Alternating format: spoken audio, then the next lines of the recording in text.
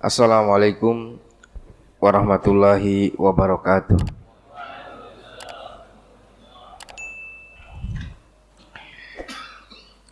Innal hamdalillah nahmaduhu wa nasta'inuhu wa nastaghfiruh wa na'udzu billahi min syururi anfusina wa min sayyiati a'malina. Man yahdihillahu fala mudilla lahu wa man yudlil fala hadiyalah. Asyhadu an la ilaha illallah wahdahu la syarikalah wa asyhadu anna Muhammadan abduhu wa rasuluh. Allahumma salli wa sallim wa barik ala nabiyyina Muhammadin wa ala alihi wa sahbihi wa man tabi'ahum bi ihsanin ila yaumiddin. Qala Allah Ta'ala fil Qur'anil Karim, ya ayyuhalladzina amanu taqullaha haqqa tuqatih wa la tamutunna illa wa antum muslimun, amma ba'du. Ma'asyiral muslimin wal muslimat, bapak-bapak dan ibu-ibu serta seluruh jamaah salat subuh yang mudah-mudahan Allah Subhanahu wa taala menerima segala ketaatan dan kebajikan yang kita usahakan untuk dilakukan di jalannya mencari keridhoannya. Bapak sekalian rahimanallah iyyakum, insyaallah di kesempatan pagi hari ini kita akan menutup sesi panjang dari kisah perjalanan Nabi Musa alaihi salam. Karena memang di dalam Al-Quran bahwasanya kisah berkaitan dengan para nabi, yang mana Al-Quran itu diturunkan kepada Nabi Muhammad SAW, bahwasanya di antara kisah yang paling banyak disebutkan dalam Al-Quran adalah justru kisah Nabi Musa. Memberikan faidah bahwasanya Allah Subhanahu wa taala menginginkan hidayah bagi orang-orang Yahudi ketika nabi mereka tersebut kemudian disebutkan di dalam Al-Quran dengan jumlah redaksi yang berkali-kali lipat. Tapi sekalian rahimanallah wa iyyakum, qadarullah masya'a fa'al. Aslama man aslama, masuk Islamlah kepada orang yang memang diberi hidayah. Wa a'rada man a'rada, berpalinglah orang yang berpaling. Ya, sampai kemudian pernah kita sampaikan Allah Ta'ala menceritakan Nabi Musa dari mulai fase kelahirannya, kemudian masa mudanya, kemudian ketika mendapatkan wahyu dari Allah Ta'ala, kemudian mendakwahkan Islam kepada Fir'aun, menghadapi Bani Israel setelah takluknya Fir'aun, sampai kemudian perjalanannya bersama Nabi Khidir. Dan bahkan perjalanan dengan Nabi Khidir tersendiri Allah ceritakan panjang di dalam surat Al-Kahfi, yang mana surat ini ya seperti pendapat sebagian para ulama dianjurkan untuk dibaca setiap hari Jumat. Nah, oleh sekalian rahimanallah wa iyyakum, maka dari sekian panjang kisah tersebut kita akan mengambil titik hikmah yang besar yang mudah-mudahan Allah Subhanahu wa taala memberikan petunjuk, memberikan taufik kepada kita untuk bisa memahaminya. Kemudian yang kedua tentunya adalah mengamalkannya di jalan Allah Subhanahu wa taala. Yang pertama adalah ayat ini ditutup dengan perkataan dari atau kisah yang panjang ini ditutup sebagaimana firman Allah Subhanahu wa taala setelah Nabi Khidir menjelaskan ya kenapa perahunya dibolongin, kenapa kemudian anak tersebut diwafatkan, kemudian kenapa temboknya dilurusin, sampai kemudian dikatakan hadza firaqu baini wa bainik, ini adalah perpisahan di antara kita. Setelah menjelaskan semuanya, Nabi Musa mengatakan sebagaimana Allah firmankan, wa ma fa'altuhu an amri, bahwasanya yang aku lakukan semua itu bukan atas dasar keinginanku. Kata para ulama, innama amaroni rabbi, tapi aku diperintah oleh Tuhanku. Maksudnya apa? Maksudnya adalah sekian banyak kisah ini memberikan faedah kepada kita satu titik besar, yang mana satu titik besar ini adalah secara asal merupakan salah satu prinsip Allah Subhanahu wa taala menciptakan manusia, kemudian tujuan juga diciptakannya manusia, yaitu adalah taatullah, taat Allah. Jadi sekian banyak cerita ini dari mulai awal sampai pun kenapa Nabi Musa bisa bertemu dengan Nabi Khidir itu juga ketika Nabi Musa mentaati perintah Allah. Ketika ada orang ditanya, kan ceritanya kita sebutkan pada pertemuan awal ini, Nabi Musa berkhutbah dan Nabi Musa ada thullah, ya kalau sebagian orang mengatakan apa, agak cadel, ya. Makanya di antara doa Nabi Musa adalah Allahumma shrah li sadri wa yassir li amri wahlul 'uqdatam min lisani yafqahu qawli. Nah, kemudian meskipun memiliki keterbatasan, tapi Nabi Musa kalau khutbah zaman sekarang apa orator mungkin seperti itu. Kalau dalam bahasa Arab mu'athirah, memiliki pengaruh, orang yang dengar itu terbawa, orang yang mendengar tersebut ya kemudian terhanyut dalam ucapannya Nabi Musa. Nah, kemudian orang diantara salah satu faqama, datang kepadanya Bani Israel, hal a'laminka ahadun, apakah ada orang yang lebih alim darimu? Karena kenapa? Takjub. Nabi Musa demikian, tapi kalau berkhutbah itu membuat seorang semuanya terbelalak, terbana dan tertunduk. Nah, kemudian katakan yang aku tahu aku. Maka Allah mengatakan di sana ada hamba yang lebih alim dalam satu titik, datangi. Ah, disinilah ketika diminta oleh Allah jalan. Ya, ketika suruh datengin. Ah, ini titik awalnya adalah taatullah. Disuruh oleh Allah jalan. Kita disuruh oleh Allah hayya 'alas shalah, hayya 'alal falah. Mari sini. Ya wis ayo datang. Ya, seperti itu. Kita suruh datang ke masjid, kita datang. Apalagi dipanggilnya pakai speaker, Pak. Seperti itu. Enggak ada yang manggil orang pakai speaker kecuali Bapak salat jamaah seperti itu. Naam, ya. Sekalian rahimanallahu wa iyyakum. Ini apa namanya diantaranya diawali dengan taatullah, disuruh datangi, kemudian setelah itu penutupnya adalah Nabi Khidir mengatakan yang aku lakukan ini bukan mauku, tapi ini adalah perintah Allah. Lagi-lagi Nabi Khidir menutup juga dengan apa? Taatullah.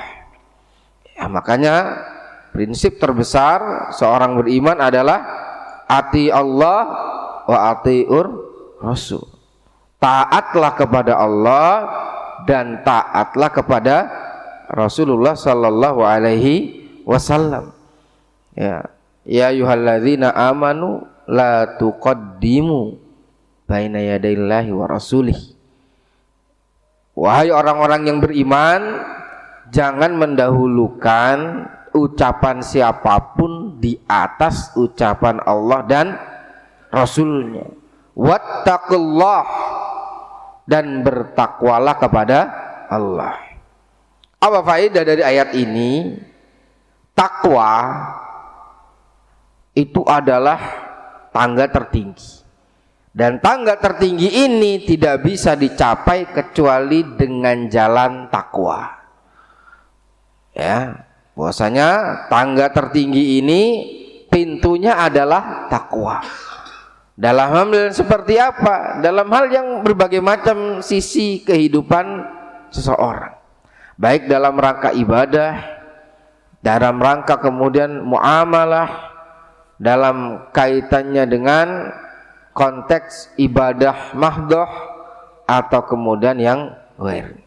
Nah, sekalian rahimanallahu wa ma fa'altuhu an amri. Aku tidak melakukan ini menurut mauku sendiri, tetapi adalah menurut perintah dari Allah Subhanahu wa taala. Nah, dari sini ada, jadikan judul poin besarnya, hikmahnya adalah taat Allah. Dengan adanya taat Allah, ada cerita Nabi Musa berjalan ini. Dengan taat Allah ada cerita ternyata 3 kejadian itu akhirnya atau endingnya adalah demikian. Nah, dari poin taat Allah yang besar ini ada subnya, ya, subpoinnya. Subpoinnya yang pertama adalah bahwasanya taat kepada Allah memungkinkan atau bisa jadi itu di luar dari keumuman yang ada. Ya, taat kepada Allah itu memungkinkan terjadinya sesuatu keumuman yang tidak ada atau berbeda dari keumuman yang ada. Ya, seperti yang disebutkan di dalam ayat ini. Ya, kenapa kemudian kok dicemplungi? Kenapa kemudian ada anak-anak kecil kemudian kok dibunuh? Kenapa kok kemudian orangnya sudah nggak mau ngormatin kita malah kemudian dilurusin? Zahirnya ketika memandang sesuatu menurut urusan kebiasaan, menurut urusan keumuman, demikian. Ya, Nabi Musa memandang dengan keumumannya saja sudah. Nah, ternyata di balik itu ada hikmah. Hikmahnya apa? Nah, disebutkan. Nah, sekalian rahimanallahu, jadi ini bahwasanya taat kepada Allah Subhanahu wa taala memungkinkan seorang tersebut melakukan suatu aktivitas yang diingini oleh Allah Subhanahu wa taala, diingini oleh Rasulullah sallallahu alaihi wasallam, namun kadang mungkin hal itu tidak seiring berjalan dengan yang terjadi di keumuman. Seperti saat Nabi Muhammad sallallahu alaihi wasallam diutus, Nabi Muhammad ini merupakan sosok yang sangat fenomenal. Semenjak kapan, Pak? Semenjak Nabi Muhammad itu lahir.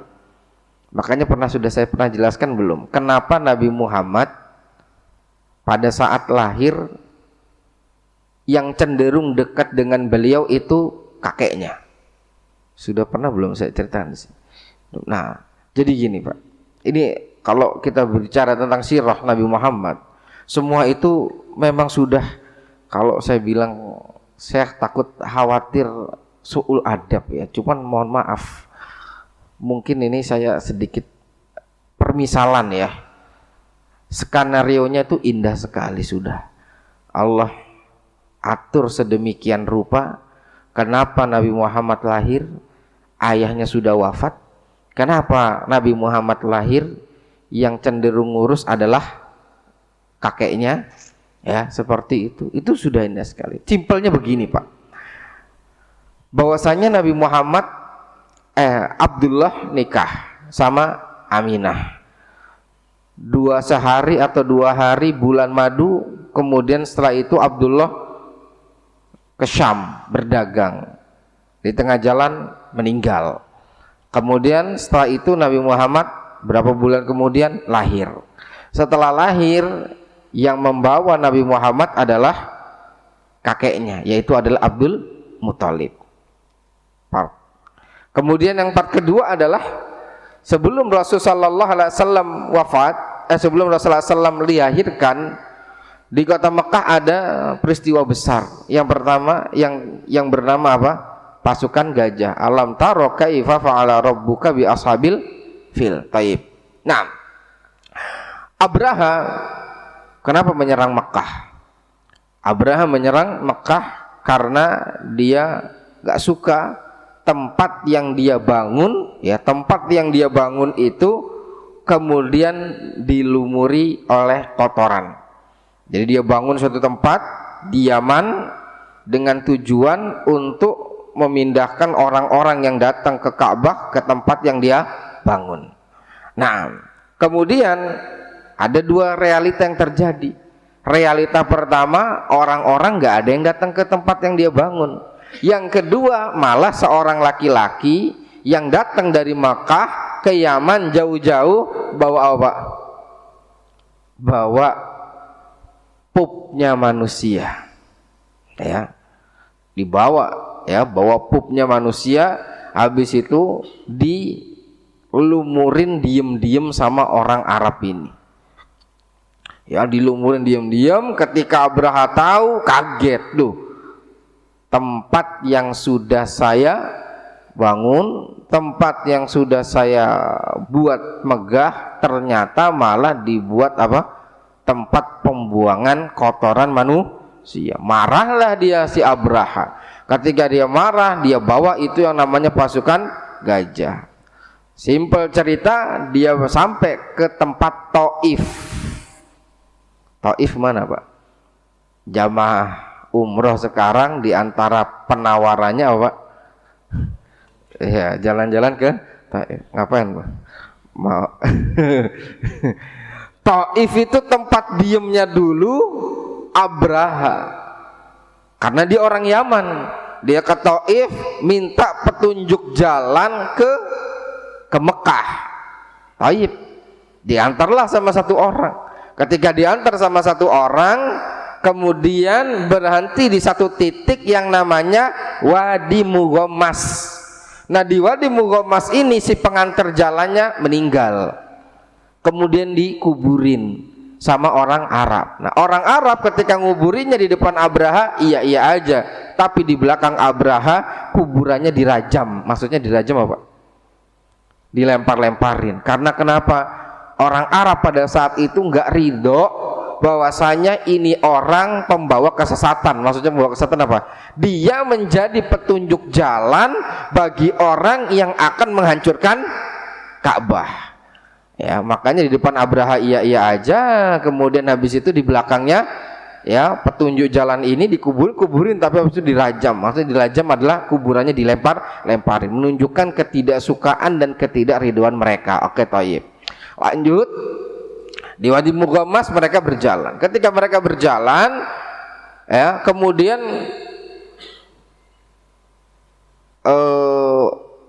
gajahnya itu kurang lebih ada 8. Yang paling gede namanya siapa?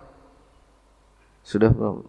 Yang paling gede, mohon maaf, namanya Mahmud. Seperti jadi gajah yang paling gede namanya adalah Mahmud. Nah, jadi gajah yang paling gede ini nggak mau jalan ke arah Mekah. Kalau dikasih ke penjuru Allah yang lainnya dia jalan, ya, sampai kemudian di kejadian itulah fa arsalna alaihim tayran ababil. Nah, seterusnya heboh Pak. Kalau zaman sekarang disebut jadi kisah viral, trending topik dan segala macamnya, ya. Kisah ini menjadi begitu luar biasa, apalagi sebelum fa arsalna alaihim tayran ababil ini si siapa namanya Abraha terlebih dahulu menawan 100 ekornya Abdul Muthalib. Ya, kemudian Abdul Muthalib keluar, saya minta unta saya. Kemudian habis itu, lah saya datang ke sini untuk ngancurin Ka'bah, antum malah minta unta. Gimana sih antum? Gitu. Maka Abdul Muthalib mengatakan ana rabbul ibil wal Ka'bah rabbun yahmihi. Saya pemilik unta, Ka'bah punya pemiliknya sendiri. Terjadi dialog. Saking luar biasanya pada saat itu, Pak. Sebelum terjadi dialog itu, si Abraha ini datang, yang merupakan raja, datang Abdul Muthalib. Abraha itu sampai kikuk, Pak. Kikuknya gimana? Kata Abraha, kalau saya duduk di kursi, kalau saya duduk di singgasana, saya akan merendahkan pemuka Mekah, Abdul Muthalib. Tapi kebalikannya, kalau Abdul Muthalib duduk di atas, saya duduk di bawah, di mana harkat dan martabat saya sebagai seorang raja. Kemudian akhirnya ya sudah, kita lesehan bareng lah gitu. Jadi kalau kata ini, jadi akhirnya Abraha bingung, ya sudah kita lesehan bareng saja. Perhatikan Pak, Abraha raja, Abdul Muthalib apa? Pemuka kaum. Tapi pemuka kaum ini dipandang oleh raja ini bagaikan apa? Selevel. Sampai kemudian nggak mau salah satu di antara keduanya harus berada yang lebih tinggi. Ya sudah, sama-sama kita duduk di atas tanah, sama-sama kita dilosor saja. Tidak. Kemudian terjadi dialog itu, kemudian dibalikin, Abraha pergi, nggak lama kemudian terjadi Tayran Ababil. Sontak kaget. Inilah hikmah Allah. Allah mengingatkan apa? Dari titik kejadian itu memalingkan semua pikiran, pandangan, mata manusia tertuju ke kota Mekah. Baik. Kenapa di Mekah? Pasukan gajah habis. Kenapa? Mau mancurin Ka'bah. Emang kronologinya gimana? Pokoknya kronologi terakhir, riwayat terakhir yang didapat adalah dia ngomong bareng sama Abdul Muthalib. Riwayat terakhir kalau dinurut kronologi kejadian, tarik ke belakang, titiknya adalah dia ngomong sama Abdul Muthalib. Emang ngomong apa Abdul Muthalib? Anda cuma ngomong, saya itu pemilik onta, kalau Ka'bah ada pemiliknya, pemiliknya akan jaga. Oh sudah seperti itu. Akhirnya sosok Abdul Muthalib terangkat di seluruh penjuru masyarakat negeri pada saat itu, bukan hanya di Arab tapi di sekitarnya. Gak lama setelah kejadian itu dibuat ingat lagi, oh ternyata kemarin sosok Mekah yang duduk di losor bareng Abraha, ternyata hari ini dia punya cucu. Ah gitu Pak. Siapa cucunya? Muhammad. Itu Pak. Jadi apa Pak? Tertarik semua pandangan orang dari apa? Kisah Ashabul Fil, kemudian habis itu apa? Tadi yang namanya apa? Percakapan, kemudian Abraha punya cucu, sudah gitu Abdul Muthalib punya cucu, hari ketujuhnya cucunya dibawa ke Ka'bah, teman-temannya diundang, di hari ketujuh itu dinamakan nama Muhammad dan Nabi Muhammad dikhitan oleh kakeknya ini Abdul Muthalib. Sudah akhirnya terangkatlah nama Nabi Muhammad. Taib. Jadi sekalian rahimanallahu ayyakum, lupa tadi kenapa kok bisa jadi kesana Pak ya. Namanya wa ma fa'altuhu an amri. Jadi yang poinnya ini ya, bahwasanya Nabi Muhammad tokohnya semenjak kapan? Semenjak dari beliau lahir beliau udah tokoh. Karena kenapa? Kebawa nama Abdul Muthalib. Ya, kemudian habis itu pada tanggal 7 kelahirannya dinamakan Muhammad. Orang-orang Arab negor ngingetin siapa Pak? Abdul Muthalib. Abdul Muthalib, kenapa antum namain dengan nama itu? Kenapa nggak kayak biasa-biasanya aja? Ini Pak, titik pertama lagi. Kenapa nggak kayak biasa-biasa aja? Antum namai cucu antum itu dengan nama tokoh-tokoh kita, tokoh-tokoh kabilah kita, pembesar-pembesar di kabilah kita. Kenapa pakai nama Muhammad? Apa jawaban Abdul Muthalib? Kata para ulama, alhamahullah, Allah memberikan ilham kepada Abdul Muthalib untuk menamakan Muhammad. Aku ingin cucuku ini menjadi orang yang terpuji di langit dan di bumi. Lahirlah Nabi Muhammad. Oleh sebab itu Nabi Muhammad itu sudah bawa nama apa? Nama kakeknya. Dari semenjak kecil orang itu sudah, sejak kejadian Ashabul Fil itu, ketokohan Abdul Muthalib itu semakin menjadi-jadi. Dan yang dibawa-bawa dan yang digandeng-gandeng sama siapa, Pak? Sama siapa? Abdul Muthalib adalah siapa? Ya, adalah orang tua ada Nabi Muhammad. Kita bisa lihat realita. Ketika bapaknya seperti apa, bawa anaknya selalu nempetin nama orang tuanya. Ya, demikian. Ya, entah siapa, Pak? Rafathar lah atau siapalah seperti itu, nggak jauh-jauh dari nama siapa? Nama orang tuanya. Bisa dilihatlah dari berbagai macam realita kondisi ketika ada sosok ya anak-anak ini yang kemudian memiliki itu cara pandang tertentu, kedudukan tertentu, nama ya di balik itu mempengaruhi. Oke. Ya, kemudian Nabi Muhammad muda menjadi orang yang dicintai.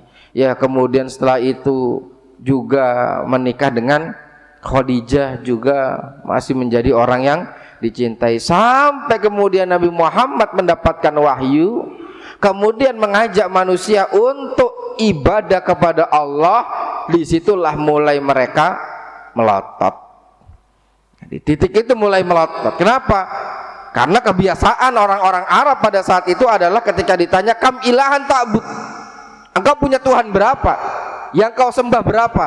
Sebagian mengatakan sab'an, 7. Ya. Wahidan fis sama wasittatan fil ard, punya 7. 1 di langit, 6 di bumi. Kata Nabi Muhammad, wa'budillah man fis sama watruk man fil ard. Sembahlah Tuhan yang ada di langit dan abaikan, tinggalkan Tuhan yang ada di bumi. Setelah mengajak kondisi yang demikian, mulailah. Karena kenapa? Mengajak sesuatu kepada hal yang tidak umum ya di kondisi masyarakat Arab pada saat itu. Nah, sekalian rahimanallah yakum. Ini diantaranya.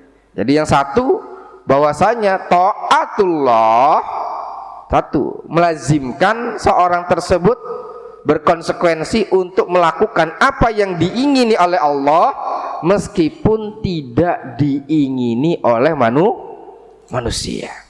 Dan itu akan menjadi konsekuensi, Pak. Satu titiknya pasti akan ketemu di titik itu. Ya, satu titik, karena inilah titik yang paling mendasar.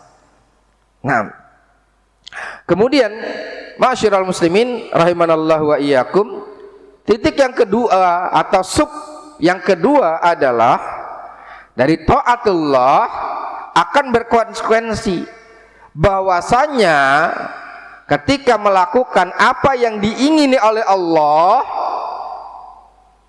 harus menomersekiankan maunya dari otak kita atau hawa nafsu kita. Nah, makanya tadi disebutkan la tuqaddimu baina yadayillah wa rasul.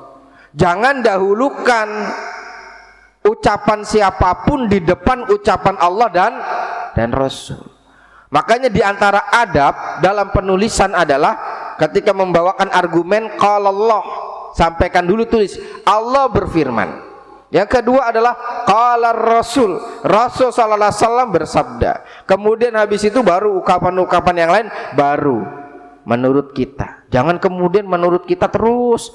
Mana qala Allah wa ma qala Rasul. Seperti itu. Yang selevel Nabi Musa saja beliau belum tahu hikmahnya. Kenapa ini begini? Kenapa itu begitu? Kenapa ini perahu ditenggelamkan? Kenapa anak itu dibunuh? Itu selevel Nabi Musa, apalagi selevel kita yang Nabi juga bukan, Rasul juga, apalagi hamba yang soleh. Itu adalah yang kita usahakan bersama-sama. Nah, sekalian rahimakumullah, jadi yang kedua adalah itu. Makanya dikatakan oleh Al-Imam Syafi'i, ya, inna lil aqli haddan yuntaha ilaih kama anna lil basari haddan yuntaha ilaih. Sesungguhnya yang namanya akal itu ada batasannya, sebagaimana yang namanya pandangan itu juga ada batasannya.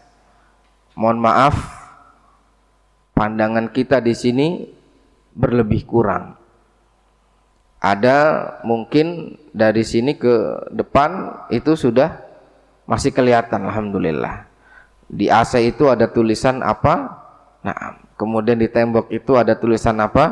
Alhamdulillah. Mungkin sebagian yang lain mungkin ada yang perlu alat bantu, kacamata. Sebagian yang lain ada yang mungkin alat bantunya levelnya berbeda-beda, ya. Ada yang level begini, ada yang level begini, ada yang seperti itu, -1, -2, ya, dan segala macamnya, ketebalannya dan lain-lainnya. Itu namanya alat bantu, dan itu berlebih kurang. Kata Imam Syafi'i, pandangan mata kita saja itu berlebih kurang, menunjukkan bahwasanya ada batasannya.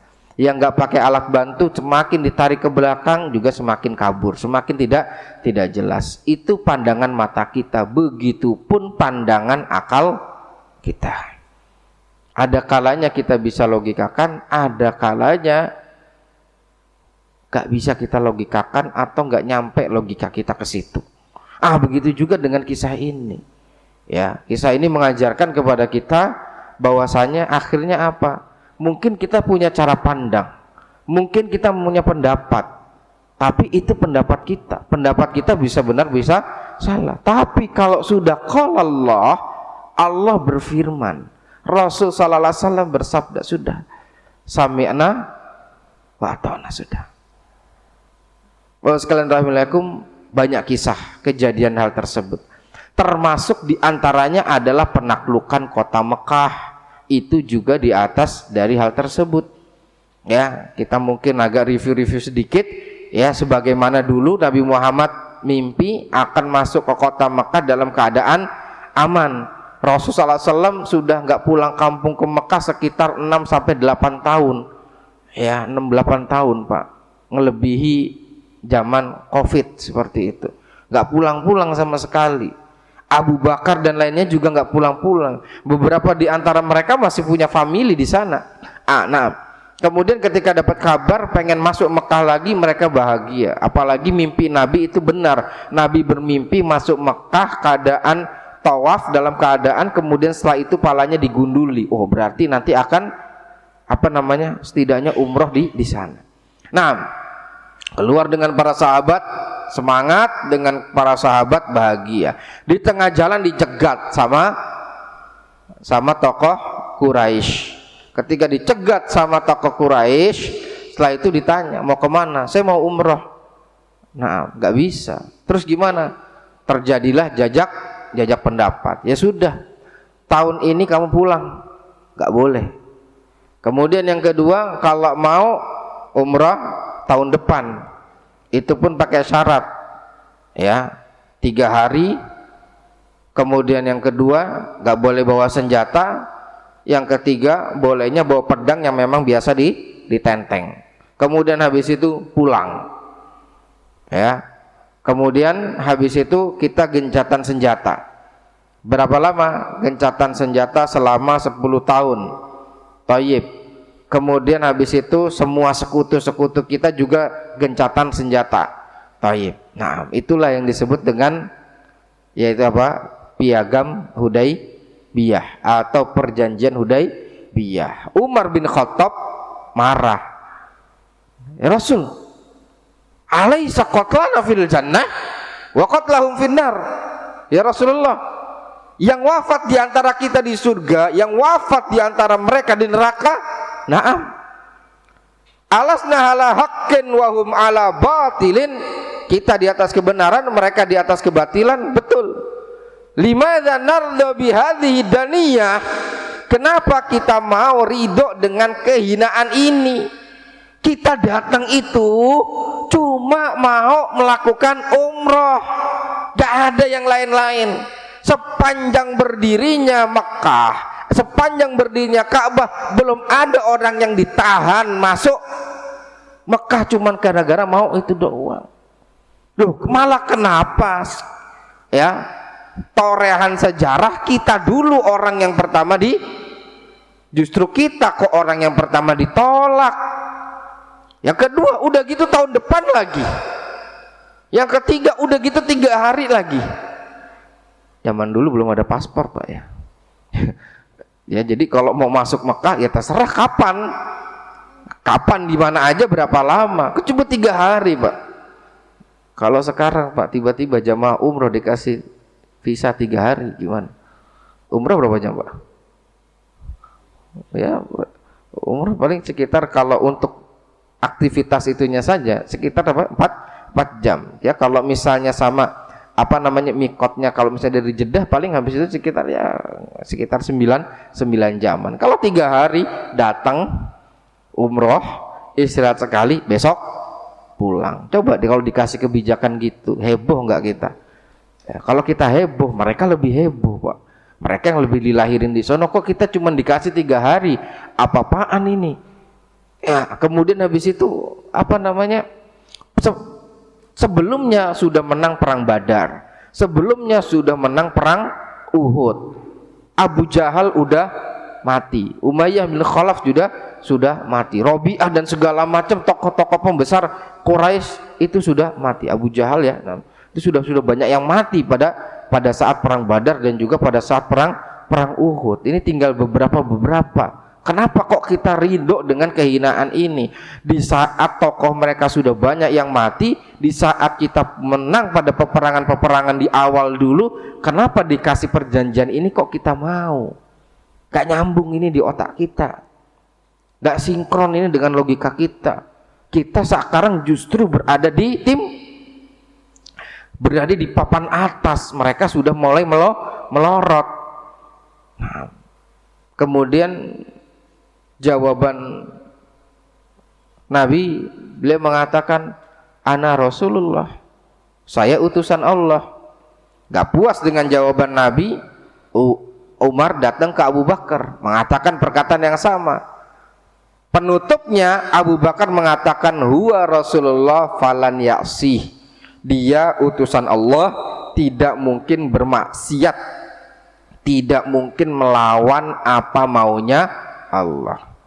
Akhirnya Pak, tanda tangan itu jeder, sudah pulang, gencatan senjata 10 tahun. Orang Mekah yang mau ke Madinah disuruh pulang, orang Madinah yang mau Mekah terserah. Saat penandatanganan itu muncullah seorang lelaki yang bernama Abu Jandal.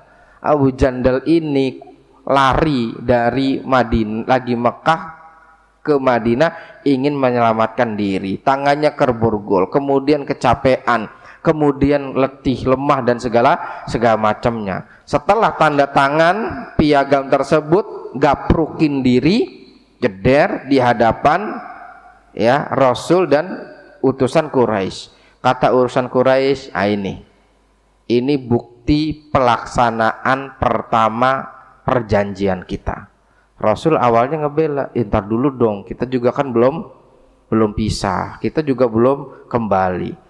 Kata utusan Quraisy itu gak bisa, engkau balikin orang ini ke Mekah atau saya selamanya tidak mau lagi buat perjanjian sama kamu. Kata Nabi Muhammad, ya sudah balikin. Orang ini Pak nangis-nangis, ya Rasulullah, kenapa engkau campakkan saya?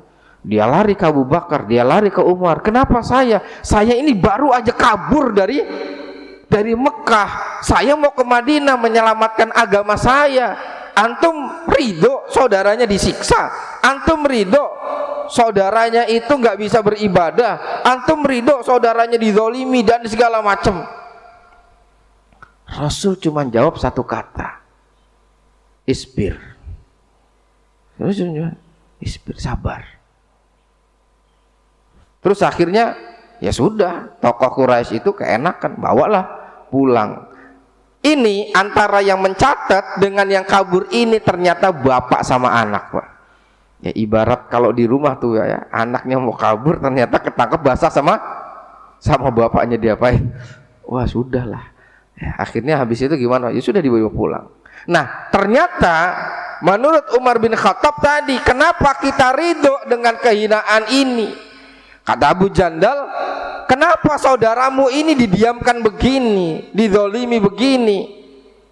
Saya itu sudah lari dari sana dan sebentar lagi mau masuk Madinah. Kenapa enggak kalian bela saudaramu ini yang lari dari sana untuk nyamatin agamanya? Semuanya diam, cuman jawab apa satu, isbir. Berjalan beberapa waktu, ada kabilah Bakar dan Khawazin. Bakar kalau tidak salah pro Mekah, Khawazin pro Madinah, yang harusnya sama-sama gencatan senjata. Ternyata Bakar khianat, orang Khawazin dibunuh diam-diam. Sudah gitu minta bantuan sekutu orang Quraisy Mekah. Kemudian habis itu terbunuhlah orang Khawazin karena pengkhianatan Bakar dan Quraisy. Khawazin ngadu kepada Nabi, Nabi marah, nyiapin pasukan yang besar. Pasukan yang besar itu kemudian meluncur. Ketika meluncur datang ke Mekah, itulah penaklukan kota Mekah. Jadi penaklukan kota Mekah itu pakai prolog, itu pakai mukodimah. Mukodimahnya adalah keputusan yang tidak dilogika. Gitu Pak. Ya, penaklukan kota Mekah itu ada, nggak ujuk-ujuk datang, tapi ada prolognya dulu, ada mukodimahnya. Apa? Keputusan yang nggak dilogika itu. Makanya tadi kita sampaikan di awal, ya, bahwasanya taatullah, taat kepada Allah itu memungkinkan terjadinya beberapa konsekuensi. Di antaranya adalah menjadi sesuatu yang tidak umum bagi kita. Seperti Nabi Musa, kenapa begini, kenapa begini, kenapa begitu? Setelah dikasih tahu, oh begitu ya, oh masya Allah ya, begitu. Setelah kita dikasih tahu kita, oh ternyata luar biasa ya, ilmunya begini dan segala macam. Sampai ada pendapat yang mengatakan Nabi Khidir lebih mulia daripada Nabi Musa. Yang itu sudah pernah kita sampaikan, meluruskan cara pandang itu pada pertemuan sebelum-sebelumnya. Nah, karena kenapa? Saking luar biasanya informasi penutup yang disampaikan oleh Nabi Khidir yang nggak terbayangkan sebelumnya. Cuman manusia lupa satu titiknya, Nabi Khidir berbuat seperti itu, wa ma fa'altuhu an amri. Ingat, saya melakukan ini bukan menurut saya sendiri, ini perintah Allah. Kalau yang diambil itu titik, ini perintah Allah loh. Sama seperti tadi penaklukan kota Mekah, Umar gak terima, ini juga gak terima Abu Jandal. Kemudian ketika terjadi penaklukan kota Mekah, luar biasa. Ketika terjadi, banyak kaum muslimin menceritakan tentang penaklukan kota Mekah dengan begitu semangat. Naam, sebagai rasa syukur. Naam, taib. Dengan begitu gegap gempita, kemudian semangat, kemudian cerita yang membara-bara. Tapi satu titik, lihat titik awalnya. Itu semua diawali dengan suatu piagam, yang piagam itu tidak dilogika.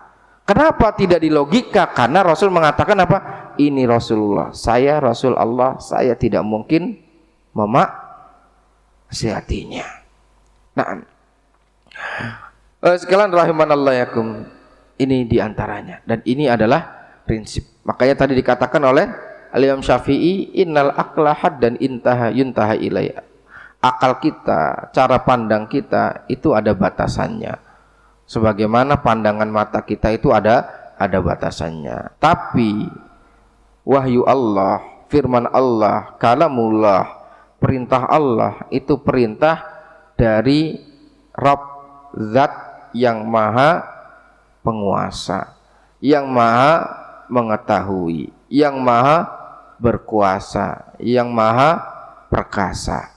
Nah, sekalian rahimallakum, ini yang Yang kedua, ya, yang kedua bahwasanya yang pertama yang namanya hikmah pertama yaitu adalah taatullah. Taatullah supaya ya diantaranya tadi memungkinkan untuk terjadi sesuatu yang tidak umum. Yang kedua memungkinkan untuk terjadi berlawanan dengan logika. Makanya semakin hamba itu sami'na wa ata'na, semakin tingkat keimanan dan ketakwaannya semakin tinggi. Sudah. Makanya kenapa Abu Bakar dikatakan As-Siddiq? Karena Abu Bakar nggak pernah ngomong kenapa, tapi Abu Bakar selalu ngomong iya. Sudah gitu. Di saat Umar masih ngomong kenapa, Abu Bakar ngomong iya. Di saat orang-orang Quraisy dulu belum masuk Islam, mengapa, Abu Bakar sudah mengatakan iya. Pada saat orang-orang diceritakan Nabi Isra Mi'raj, emang bisa, Abu Bakar ngomong iya. Sudah Pak. Jadi simpelnya gini Pak, kalau kita ingin, kadang kita kan gini Pak, ingin orang lain itu nurut sama kita supaya dia bisa kita sayang. Gitu juga kebalikannya Pak. Kalau kita ingin disayang sama Allah, nurut sama Allah. Caranya gimana? Ikuti sudah maunya Allah. Ada kalanya hikmahnya langsung bisa kita dapatkan, ada kalanya kita butuh waktu, ada kalanya hikmah itu dikasih kejutan yang luar biasa seperti penaklukan kota Makkah tadi. Nah, cukup lagi. Iya, Fadl mungkin. Jadi kesimpulannya judulnya kan hikmah perjalanan Nabi Musa dengan Nabi Khidir. Apa hikmahnya Pak? Satu cuman, yaitu apa? Taat Allah. Sudah taat Allah. Diawali dengan taatnya Nabi Musa, disuruh Allah nyari Nabi Khidir meskipun jalan jauh, dan ternyata kisah ini juga ditutup dengan taat Allah tapi dari versi yang beda. Diawali dari versi Nabi Musa, ditutup dengan versi Nabi Khidir, bahwasanya yang aku lakukan maunya Allah. Naam. Sekalian rahimahullah, kesimpulannya adalah kita senantiasa minta petunjuk, minta bimbingan, minta kekuatan kepada Allah agar kita dijadikan hamba-hamba yang taat kepada Allah, diberikan kekuatan untuk menjalaninya, keistiqomahan untuk tegap ya berada di atasnya, dan kemudian juga kekuatan untuk kokoh menjalaninya. Mungkin ini yang bisa saya sampaikan. InsyaAllah pada pertemuan selanjutnya kita akan menyampaikan kisah Nabi Yunus alaihissalam. InsyaAllah. Nah, Fadl, mungkin jika ada pertanyaan.